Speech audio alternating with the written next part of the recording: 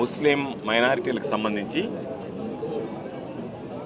అతి పవిత్రంగా భావించేటువంటి మసీదుల నిర్వహణ, దానిలో నిత్యం కార్యక్రమాలు నిర్వహించి ప్రార్థనలు చేసేటువంటి ఇమాం మౌజుల విషయంలో గౌరవ వేతనం రాష్ట్ర ముఖ్యమంత్రిగా జగన్మోహన్ రెడ్డి గారు ఇమాములకి 10,000 రూపాయల చొప్పున, మౌజులకి 5,000 రూపాయల చొప్పున ప్రకటించడం జరిగింది.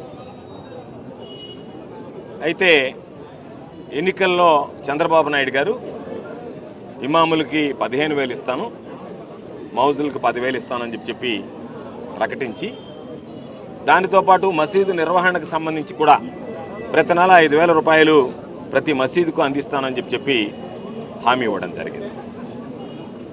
అధికారంలోకి వచ్చిన తర్వాత ఈరోజు చంద్రబాబు నాయుడు ఏరు దాటిన తర్వాత తెప్ప తగలేసినట్టుగా అన్ని వర్గాలను మోసం చేయడంతో పాటు నిద్రలేస్తే పవిత్రంగా ప్రార్థనలు చేసేటువంటి ఇమాం మౌజులకు కూడా అన్యాయం చేయడం అనేటువంటిది దౌర్భాగ్యం అనేటువంటి విషయం. ఈరోజు చెప్పినటువంటి 15,000 రూపాయలు 10,000 రూపాయలు పక్కన పెడితే ఇమాములకు సంబంధించి 3 నెలలు ఎన్నికల నియమావళి ఉన్నప్పుడు బకాయిలు ఉన్నాయి. ఆ తర్వాత జనవరి నుంచి 8 నెలలు, అంటే దాదాపుగా 11 నెలలు వాళ్ళకి రావాల్సినటువంటి గౌరవ వేతనం అనేటువంటిది చెల్లించకుండా ఏదైతే 5,000 రూపాయలు ప్రతి నెల మరమ్మతులు నిర్వహణకు సంబంధించి నేను మసీదులకు అందిస్తానన్నది ఇవ్వనందువల్ల ఈరోజు పాపం ఇక్కడికి వచ్చినటువంటి ఇమాం మౌజ్ సోదరులు చెప్పేటువంటి మాట ఏమిటంటే, గతంలో కొంతమంది ఏదైనా దానికి చందాలు ఇచ్చి విరాళాలు ఇచ్చి అవసరమైనటువంటి నిర్వహణ మరమ్మతులు చేసేటువంటి వాళ్ళు ఈరోజు ఎవరినైనా అడిగితే ప్రభుత్వం 5,000 ఇస్తానని చెప్పి వాగ్దానం చేస్తే ప్రభుత్వం 5,000 రూపాయలు ఇచ్చేటప్పుడు మేము ఎందుకు ఇవ్వాలి అని చెప్పినందువల్ల మాకు గౌరవ వేతనం రాక ఇబ్బందులు పడడంతో పాటు మసీదుల నిర్వహణ విషయంలో కూడా అనేక రకాలైనటువంటి ఇబ్బందులు తలెత్తాయి అని చెప్పి బాధపడుతున్నారు. అందులో భాగంగా వాళ్ళకి సంబంధించి వెంటనే జిల్లా కలెక్టర్ గారి దృష్టికి తీసుకువెళ్ళి ఈరోజు శాసని మండలి సభ్యుడిగా ఈ నెల్లూరు నగర నియోజకవర్గ ఇన్ఛార్జిగా ఉన్నటువంటి సోదరుడు పర్వతిరెడ్డి చంద్రశేఖర్ రెడ్డి గారి నాయకత్వంలో ముస్లిం మైనారిటీ నాయకులు, అదేవిధంగా ఇమాములు మౌజుల ఆధ్వర్యంలో ఈరోజు వెళ్ళి కలెక్టర్ గారికి వినతి పత్రం ఇచ్చాం. వెంటనే వక్ఫ్ బోర్డుకి రెఫర్ చేసి అవి వాళ్ళకి అందించేటట్టుగా చర్యలు తీసుకుంటామని చెప్పి కలెక్టర్ గారు హామీ ఇచ్చారు. ముస్లిం మైనారిటీ సోదరులు అందరూ గుర్తుపెట్టుకోవాల్సింది, రాజశేఖర రెడ్డి గారి హయాంలో, జగన్మోహన్ రెడ్డి గారి హయాంలోనే ముస్లిం మైనారిటీ సోదరులకి ఈ రాష్ట్రంలో న్యాయం జరిగింది. ముస్లిం మైనారిటీలకు 4% రిజర్వేషన్ దగ్గర నుంచి జగన్మోహన్ రెడ్డి గారు ఏదైతే వాగ్దానం చెప్పాడో దాని ప్రకారం గతంలో ఉన్నటువంటి 5,000 ఇమాములకి 3,000 మౌజులకి ఇచ్చేటువంటి దాని నుంచి గౌరవ వేతనం ఇమాములకు 10,000, మౌజులకి 5,000 పెంచి ఇచ్చాడు. అదేవిధంగా దుల్హన్ పథకం కింద పాపం ఎవరన్నా పేదలుగా ఉండేటువంటి ముస్లింలు పెళ్లిళ్ళు చేసుకుంటే వాళ్ళకి వెంటనే ఆర్థిక సహాయం అందించేటువంటి పరిస్థితి ఏర్పడింది.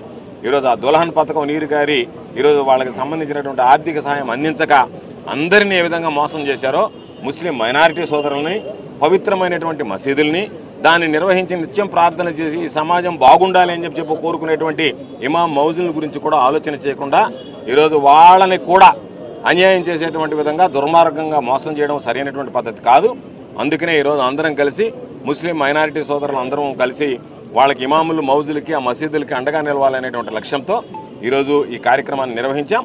రాబోయేటువంటి రోజుల్లో కూడా చంద్రబాబు నాయుడు మెడలు వంచి ఒత్తిడి తెచ్చి ఇమాం మౌజులకు సంబంధించి ఇచ్చినటువంటి హామీలను నిలబెట్టేంత వరకు మా నాయకుడు జగన్మోహన్ రెడ్డి గారి ఆధ్వర్యంలో వైఎస్ఆర్ కాంగ్రెస్ పార్టీ పోరాటం చేస్తుందని చెప్పి సందర్భంగా తెలియజేస్తూ, ఈ కార్యక్రమంలో పాల్గొన్నటువంటి ముస్లిం మైనారిటీ సోదరులు, ఇమాం మౌజులు, నన్ను ఆహ్వానించినటువంటి నా సోదరుడు చంద్రశేఖర్ రెడ్డి గారికి హృదయపూర్వకమైనటువంటి ధన్యవాదాలు తెలియజేస్తున్నాను. మైనారిటీ సోదరులకు సంబంధించి అనేక రకాలైనటువంటి కష్టాలు, ఇబ్బందులు, అది అన్ని రకాలుగా టెక్నికల్గా కానీ, ఫైనాన్షియల్ ప్రాబ్లమ్స్ కానీ, అదేవిధంగా వాళ్ళకి గవర్నమెంట్కి సంబంధించినటువంటి అనేకమైనటువంటి సమస్యలతో వాళ్ళు ఈరోజు బాధపడుతూ ఉన్నారు.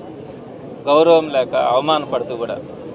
ప్రధానంగా ఇప్పుడు ప్రస్తుత ఇష్యూ అయితే ఈ మసీదులకు సంబంధించి ఇమాంలు మౌజన్లు వాళ్ళు అక్కడ ఉన్నటువంటి ప్రేయర్స్ని చేయడం కానీ, దాని మెయింటెనెన్స్ కానీ, ఆ బాధ్యతలన్నీ చూసుకుంటా దేవుడికే అంకితమైనట్టుగా వాళ్ళ జీవితం కొనసాగుతూ ఉంటుంది. మరి దానికి సంబంధించి జగన్మోహన్ రెడ్డి గారు మౌజన్లకి 5,000, ఇమాములకి 10,000 రూపాయల గౌరవ వేతన కింద వారికి గౌరవంగా ఇచ్చే పరిస్థితి ఆ రోజు ఉండింది. అయితే దాన్ని పెంచిస్తానన్న చంద్రబాబు నాయుడు గారు 11 నెలలు, అంటే 11 నెలల నుంచి ఒక్క రూపాయి కూడా వాళ్ళకి గౌరవ వేతనం చెల్లించకుండా వాళ్ళని అవమానిస్తూ ఉన్నారు ఒక రకంగా చెప్పాలంటే. అంటే అంటే ఎక్కువ ఇస్తాననేది ఇవ్వకపోగా కనీసం ఇంతకుముందు ఏదైతే వస్తూ ఉండిందో దాన్ని కూడా ఇవ్వకుండా ఈరోజు వారందరినీ కూడా అవమానించే పరిస్థితి ఏర్పడతా ఉంది. డబ్బుల గురించి కాదు, వాళ్ళకు మీరు ఎక్కువ ఇస్తానని చెప్పి కనీసం వాళ్ళకి ఇస్తానన్నది ఇవ్వకపోగా ఈరోజు వారందరూ కూడా బాధపడతా ఉంటే దానికి సంబంధించి ఈరోజు మైనార్టీ సోదరులందరూ కూడా ముందుకు వచ్చి ఈరోజు కలెక్టర్ గారికి విజ్ఞాపన పత్రం ఇద్దామని చెప్పి ఇక్కడికి రావడం కూడా జరిగింది. కలెక్టర్ గారితో కూడా డిస్కస్ చేసిన తర్వాత తప్పకుండా ఫండ్స్ నుంచి వచ్చేటట్టుగా నేను ప్రభుత్వంతో కూడా ఈ లెటర్ను పంపిస్తానని కూడా చెప్పడం జరిగింది. ఈ సందర్భంగా మైనార్టీ సోదరులందరికీ కూడా ఒకటే చెప్తా ఉన్నాము, తప్పకుండా మైనార్టీ సోదరుల పక్షాన వైఎస్ఆర్సీపీ ఎప్పుడు కూడా నిలబడుతుంది.